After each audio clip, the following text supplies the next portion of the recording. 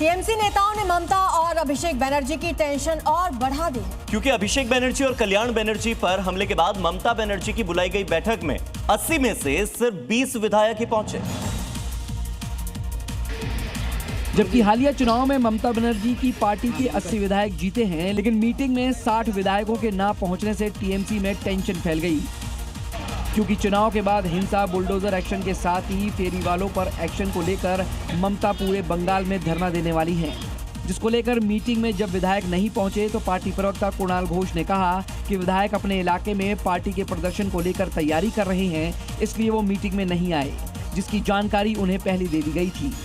अब कर्नाटक में सरकार गठन की तैयारियां तेज हो गई हैं। दिल्ली आ सकते हैं डीके शिव कुमार, ये खबर है। तो कांग्रेस नेतृत्व से मुलाकात करेंगे, मंत्रिमंडल गठन पर चर्चा हो सकती है और चर्चा ये भी है कि 3 जून को शपथ ग्रहण समारोह होगा। तो आपको बता दें, डीके शिव कुमार दिल्ली आ सकते हैं और यहाँ कांग्रेस हाईकमान के साथ बैठक कर सकते हैं।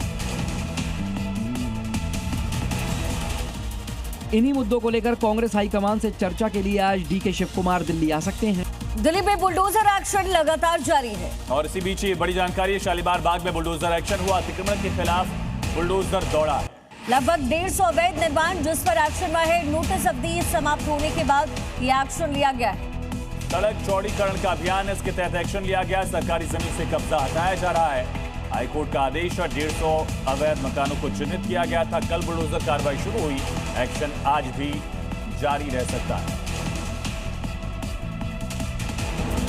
ताश के पत्तों की तरह ढहती ये इमारत बताने के लिए काफी है कि दिल्ली में अब अवैध कब्जा बर्दाश्त नहीं होगा। सुप्रीम कोर्ट के आदेश पर शालीमार बाग में 150 से ज्यादा अवैध निर्माणों को इसी तरह मलबे में तब्दील कर दिया गया।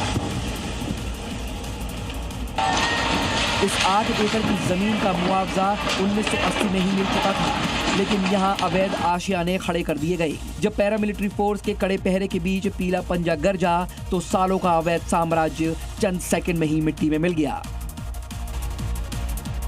मध्य प्रदेश के उज्जैन में एक मुस्लिम युवक ने सनातन धर्म अपनाया। सनातन की प्रति आस्था दिखाने वाले सलमान ने अपना नाम शांतनु रखा। साधु संतों की मौजूदगी में उन्हें कश्यप गोत्र दिया गया।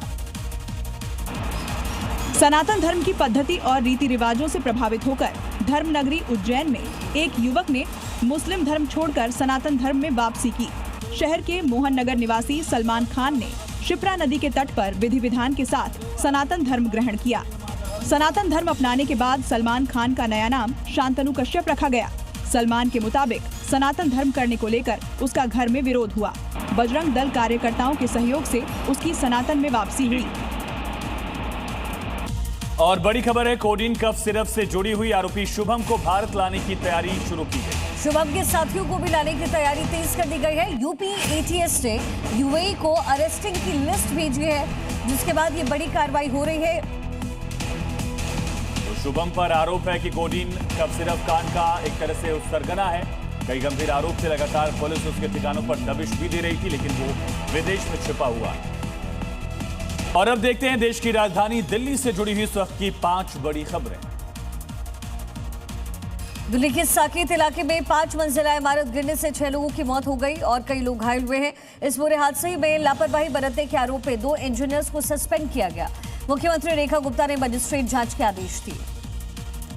दिल्ली के जीटीबी अस्पताल से 7 महीने के बच्चे के कथित अपहरण का मामला। मां का आरोप है कि महिला से उसकी कुछ दिनों से पहचान थी, वो बच्चे को लेकर फरार हो गई। पुलिस ने केस दर्ज कर जांच शुरू की। दिल्ली की सीलमपुर विधानसभा में सीपीजे ब्लॉक इलाके के अंदर कई महीने से पेयजल संकट बना हुआ है। स्थानीय लोगों का आरोप है कि उनके घरों तक नियमित रूप से पानी नहीं पहुंच रहा। पानी के टैंकर पर ही वो लोग निर्भर हैं। दिल्ली के तिमारपुर में पानी की कमी को लेकर लोगों ने प्रदर्शन किया। विजयनगर इलाके में लोगों ने मटका फोड़कर दिल्ली सरकार के खिलाफ जमकर नारेबाजी की। दिल्ली की मुख्यमंत्री रेखा गुप्ता ने मालवीय नगर में करोड़ों की विकास परियोजनाओं का शिलान्यास किया है। इस मौके पर सीएम ने कहा कि यमुना भी साफ होगी और प्रदूषण भी कम होगा।